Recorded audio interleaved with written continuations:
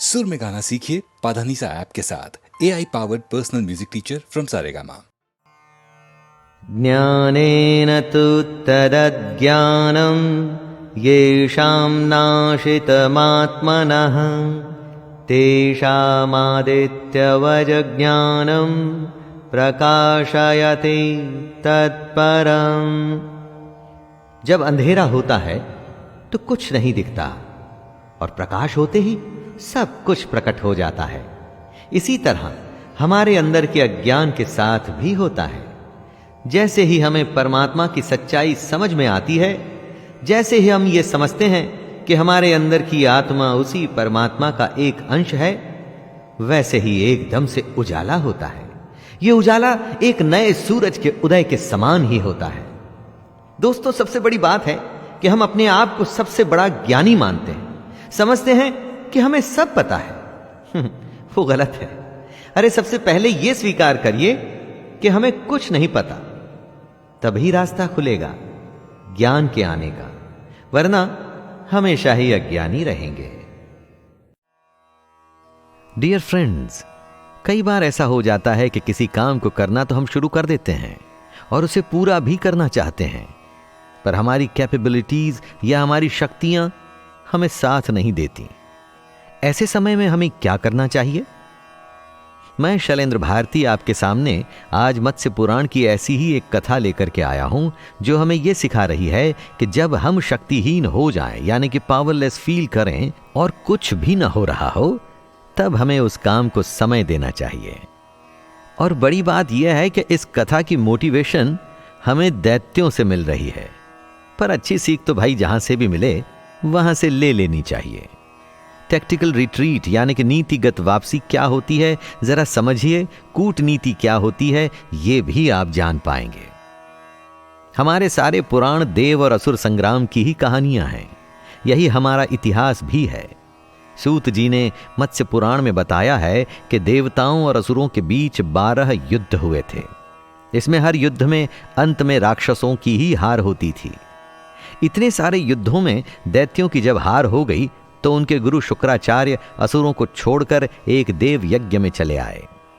शुक्राचार्य जी ने जब यह देखा कि असुर युद्ध में कुछ भी नहीं कर पा रहे, तो उससे अच्छा तो यह होगा कि वो अपना तप करके अपने को शक्तिशाली बना लें। पर इस बात से असुर दुखी हो गए। वे सीधे शुक्राचार्य जी के पास आकर बोले, गुरुदेव, आप हम लोगों के देखते देखते हमारे राज्य को छोड़कर देवताओं के यज्ञ में क्यों चले गए? असल में असुरों की आशा शुक्राचार्य ही थे। उन्हीं के भरोसे असुर देवताओं से युद्ध करते थे, अपनी शक्ति को प्राप्त करते थे। शुक्राचार्य ही उनका आधार थे। और जब आपका सबसे बड़ा भरोसा ही आपके शत्रुओं के बीच जाकर उनके यज्ञ में शामिल हो जाए ना दोस्तों, तो फिर आप क्या करेंगे? असुरों ने शुक्राचार्य से आगे कहा, अब हम लोग यहां किसी प्रकार से ठहर नहीं सकते, अतः रसातल में प्रवेश कर जाएंगे। रसातल यानी कि पाताल। शुक्राचार्य जी ने अब असुरों की ये बातें सुनी तो उन्हें भी अच्छा नहीं लगा, पर ऐसा नहीं था कि शुक्राचार्य ने असुरों को छोड़ दिया था। वो तो उन्हीं के लिए यज्ञ में शामिल होने गए थे। दैत्यों ने शुक्राचार्य के सामने गिड़गिड़ाना शुरू किया। तब शुक्राचार्य ने दुखी दैत्यों को अपनी मधुर वाणी से सांत्वना देते हुए कहा, असुरों, तुम लोग डरो मत, मैं अपने तेजो बल से पुनः तुम लोगों को धारण करूंगा। यहां धारण करने का अर्थ है दोस्तों कि मैं तुम्हें अपनाऊंगा। दैत्य कम बुद्धि तो होते ही थे, वे शुक्राचार्य की बात को समझ नहीं पाए। तब शुक्राचार्य बोले, त्रिलोक में जितने मंत्र, औषधि, रस और धन संपत्ति है, वे सब के सब मेरे पास हैं। इनका चौथा अंश ही देवों के अधिकार में है। मैं वो सारा का सारा तुम लोगों को प्रदान कर दूंगा, क्योंकि तुम ही लोगों के लिए मैंने उन्हें धारण कर रखा है। दैत्यों को एश्योरेंस मिल गई। वे सब फिर से बिना डर के इधर उधर घूमने लगे। ये बात सुनकर असुरों के मन को थोड़ी शांति मिली कि शुक्राचार्य ने उन्हें छोड़ा नहीं है। पर देवताओं के मन में इस बात से चिंता हो आई कि अब वो क्या करें। देवताओं ने रणनीति बनाई कि वो असुरों पर आक्रमण कर देते हैं। असुरों का बल वैसे ही कम हो चुका है और इस समय यदि देवता उन पर आक्रमण करेंगे तो असुर अवश्य ही हार जाएंगे और बचे खुचे जो भी असुर होंगे वो पाताल में भाग जाएंगे। इस तरह से फिर से देवताओं और दैत्यों में युद्ध हो गया। युद्ध बहुत छोटा था, परंतु प्रयास करके इस युद्ध को शांत किया गया। उस समय पर शुक्राचार्य ने सोचा कि उन्हें दैत्यों की रणनीति समझनी होगी। तो दोस्तों, अब आती है हमारी इस कथा की सबसे बड़ी सीख। शुक्राचार्य असुरों से बोले, असुरों, वामन द्वारा अपने 3 पगों से संपूर्ण त्रिलोकी का राज्य छीन लिया गया, बलि बांध लिया गया, जंभासुर का वध हुआ और विरोचन का भी निधन हुआ। इस प्रकार 12 युद्ध में तुम लोगों में जो प्रधान महाबली असुर थे वे सभी देवताओं द्वारा मार डाले गए। अब थोड़ा बहुत तुम लोग शेष रह गए हो, इसलिए मेरा विचार है कि अभी तुम लोग युद्ध बंद कर दो और काल के विपर्यय को देखते हुए चुपचाप शांत हो जाओ। मैं तुम लोगों को नीति बतलाऊंगा। मैं आज ही विजय प्रदान करने वाले मंत्र की प्राप्ति के लिए महादेव जी के पास जा रहा हूं। जब मैं देवाधिदेव महेश्वर से उन अमोघ मंत्रों को प्राप्त करके लौटूंगा, तब फिर से मेरे सहयोग से तुम लोग देवताओं के साथ युद्ध करना। उससे तुम लोगों को विजय प्राप्त होगी। इस बार ये बात दैत्यों की समझ में आ गई। फिर उन्होंने जो किया वो कमाल था। दैत्य उसी समय देवताओं के पास पहुंचे और उनसे बोले, देवगण, इस समय हम सभी लोगों ने अपने शस्त्रास्त्रों को रख दिया है, कवचों को उतार दिया है और रथों को भी छोड़ दिया है। अब हम लोग वलकल वस्त्र धारण करके वन में छिपकर तपस्या करेंगे। देवता भला और क्या चाहते थे, उनकी चिंता दूर हो गई। दैत्यों ने जैसा कहा था वैसा ही वे करने लगे। वलकल यानी कि पेड़ की छाल से बने कपड़े पहन वन में रहकर तपस्या करने लगे। वहीं दूसरी ओर शुक्राचार्य शिव जी के पास मंत्र प्राप्त करने के लिए चले गए। युद्ध रुक गया, चारों ओर शांति आ गई। ये वो वापसी थी जिसके कारण दैत्य बच सके और वे शुक्राचार्य के वापस आने का वेट करने लगे। शुक्राचार्य जी जो सबसे बड़ी बात बोलकर गए थे उसे जरा समझिए दोस्तों। काल के विपर्यय को देखते हुए चुपचाप शांत हो जाओ। काल का विपर्यय यानी कि जब समय आपके साथ न हो ना दोस्तों, तो आपको शांत हो जाना चाहिए। समय बदलता है और यह प्रकृति का नियम है। आपको यह देखना और समझना है कि कब समय फिर से आपका साथ दे रहा है। उस समय तक शांत रहकर आपको अपनी शक्ति को फिर से प्राप्त करने की कोशिश करनी चाहिए। इसलिए दोस्तों, जब लगातार आपकी हार हो रही हो तो शांत होकर समय के बीतने का इंतजार कीजिए। समय अवश्य बीतेगा और आपका साथ भी अवश्य देगा। इसी के साथ मैं शैलेंद्र भारती आपकी आज्ञा लेता हूं। धन्यवाद।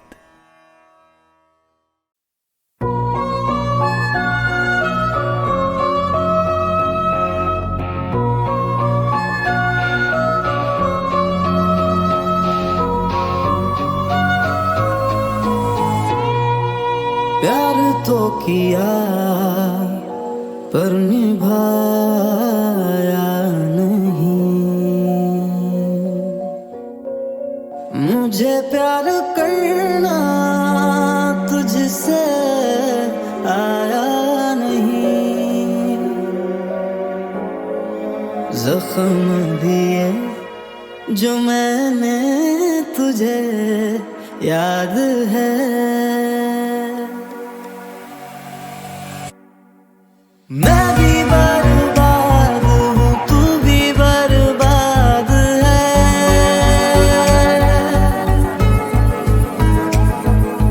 खाली खाली बादलों सी मेरी फरियाद है।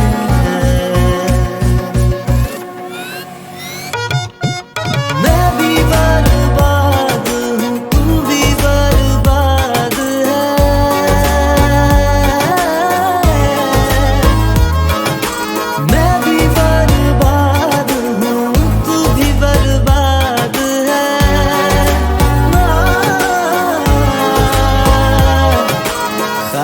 खाली बादलों सी मेरी फरियाद है।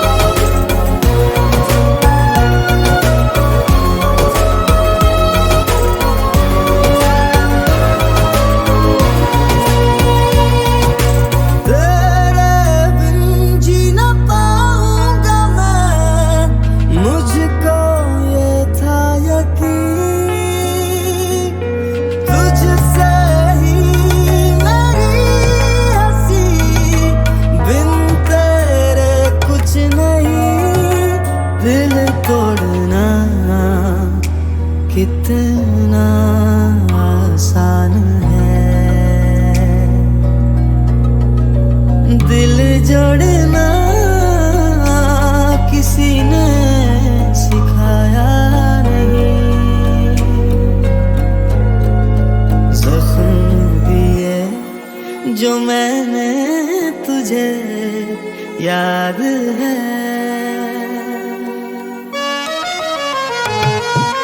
मैं भी बर्बाद हूँ, तू भी बर्बाद है।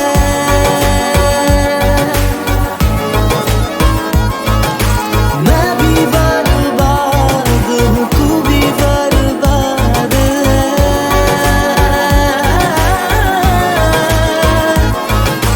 खाली खाली बादलों सी मेरी फरियाद है।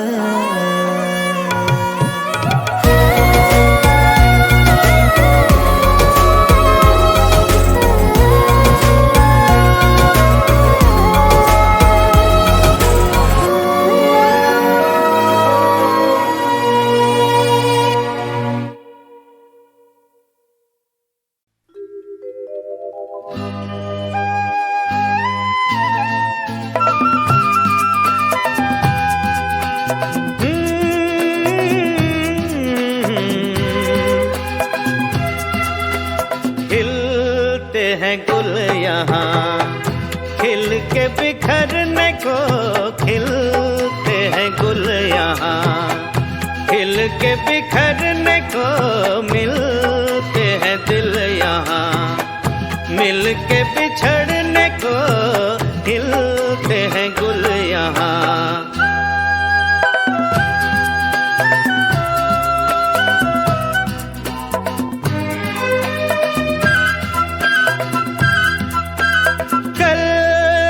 ना रहे मौसम ये प्यार का, कल रुके ना रुके डोला बहार का। कल रहे ना रहे मौसम ये प्यार का, कल रुके ना रुके डोला बहार का। चार पल मिले जो आज प्यार में गुजार दे, खिलते हैं गुल यहाँ खिल के बिखरने को, खिलते हैं गुल यहाँ।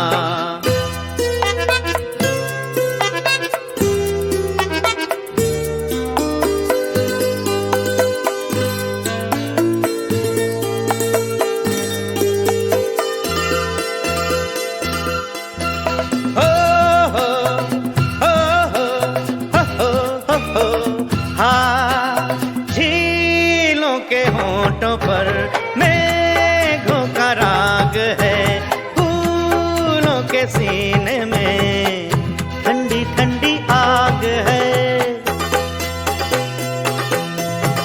झीलों के होठों पर मेघों का राग है, फूलों के सीने में ठंडी ठंडी आग है। समा उतार ले, खिलते हैं गुल यहाँ खिल के बिखरने को, खिलते हैं गुल यहाँ।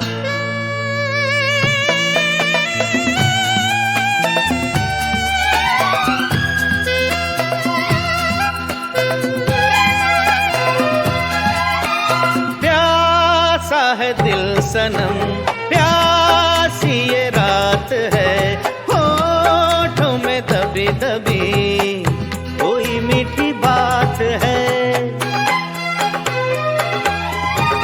प्यासा है दिल सनम, प्यासी ये रात है, होठों में दबी दबी कोई मीठी बात है।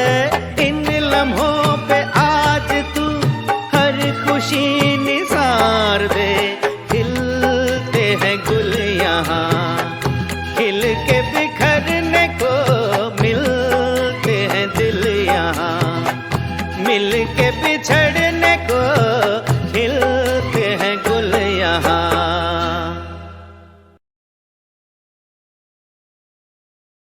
एक शूरवीर योद्धा मरक्कन कुल में जन्मा, गाढ़ा समुद्र में कोच्चामी वंश का झंडा,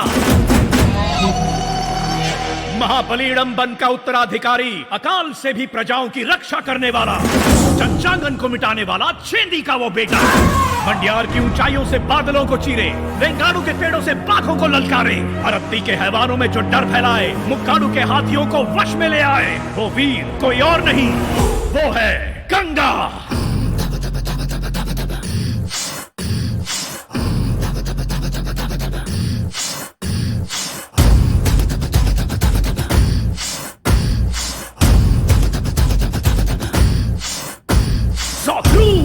बाघों के जो पंजे सहे, घनघोर विषधर भी जिनसे डरे, लहरें भी जिनका नाम लिखे, पेरुमाची ने जिनका डंका बजे, वीर वो ही है वीरों में हाँ, जो ना रुकता है युद्धों में हाँ, अग्निपुत्र वो है अंगारा, शान पेरुमाची की है जिंदा। गंगा गंगा गंगुआ, गंगा गंगा गंगुआ, गंगा गंगा गंगुआ, गंगा गंगा गंगुआ।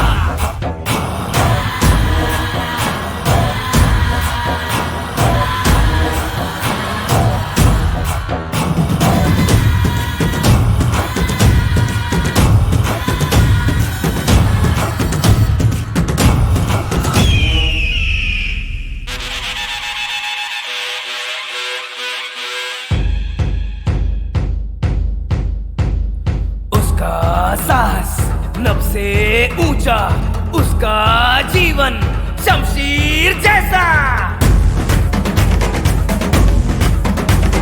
न्याय के लिए वो तो लड़ता है, युद्ध करना उसका तो नशा है,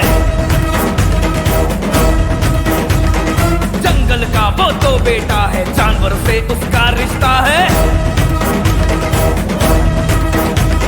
सिंह की मूंछ पकड़ कर खेले, वो है निडर न कभी वो डरे, उसको धड़कती ज्वालन काला शोले उसकी रगों में भरे, सारे विश्व के वीरों का वो ही मन के प्रतीक अकेला खड़ा है, जिसकी गरजना है रणभेरी कोई नहीं वो तो है गंगा गंगा गंगुआ, गंगा गंगा गंगुआ, गंगा गंगा गंगुआ, गंगा गंगा गंगुआ।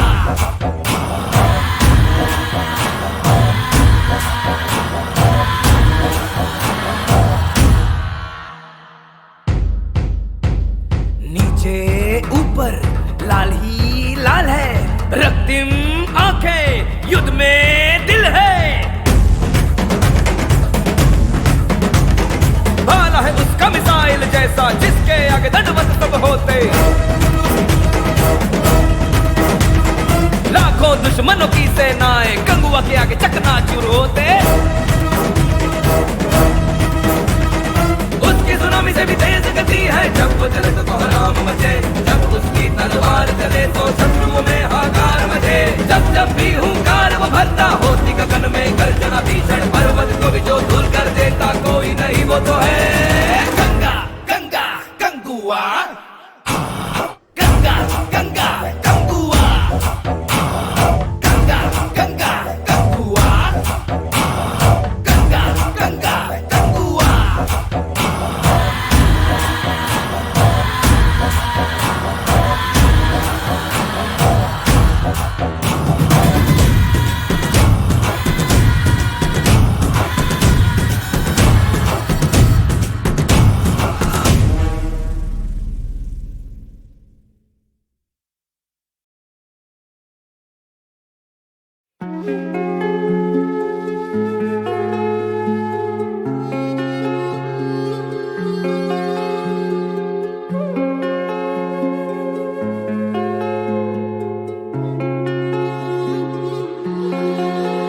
तूने जाना था डोली में, मेहंदी कंगन रोली में, तूने जाना था डोली में, मेहंदी कंगन रोली में। बेटी ये कैसी विदाई है, ये उम्र भर की जुदाई है। बेटी ये कैसी विदाई है, ये उम्र भर की जुदाई है। किसने ये संहार जीते जी हमें मार दिया कोई नीच नराधम।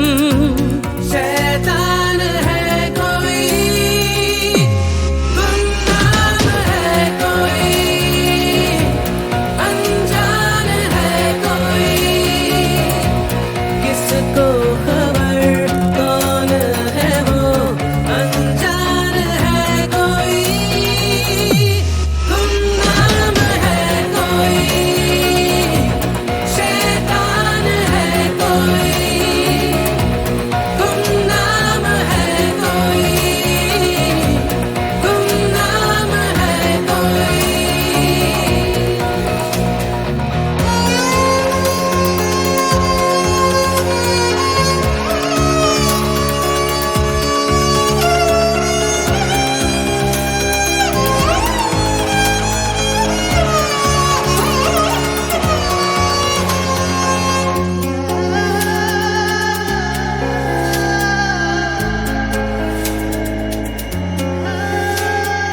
तेरी गुड़िया रह गई, आंखों में आंसू दे गई, खुशियों का श्रृंगार थी तू, अब आंसू की धार है तू।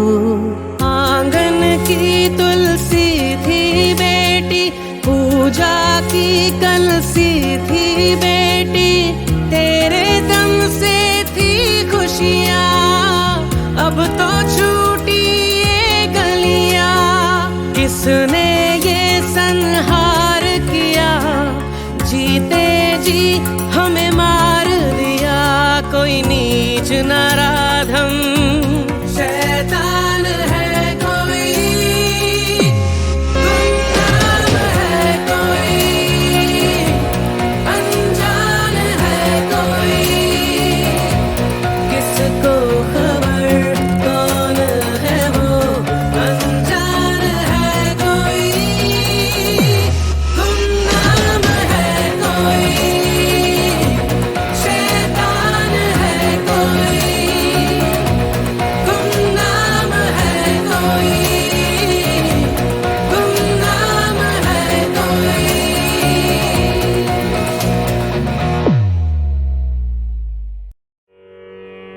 शंभो शिव शिव शंभो, शंभो शिव शिव शंभो, शिव शिव शंभो, शिव शिव शंभो, शिव शिव शंभो, शिव शिव। आशुतोष शशांक शेखर चंद्रमौलि चिदंबरा, कोटि कोटि प्रणाम शंभु, कोटि नमन दिगंबरा। आशुतोष शशांक शेखर चंद्रमौलि चिदंबरा, कोटि कोटि प्रणाम शंभु, कोटि नमन दिगंबरा। निर्विकार ओंकार अविनाशी तुम्हीं देवाधिदेव, जगत सर्जक प्रलय करता शिवम सत्यम सुंदरा। निर्विकार ओंकार अविनाशी तुम्हीं देवाधिदेव, जगत सर्जक प्रलय करता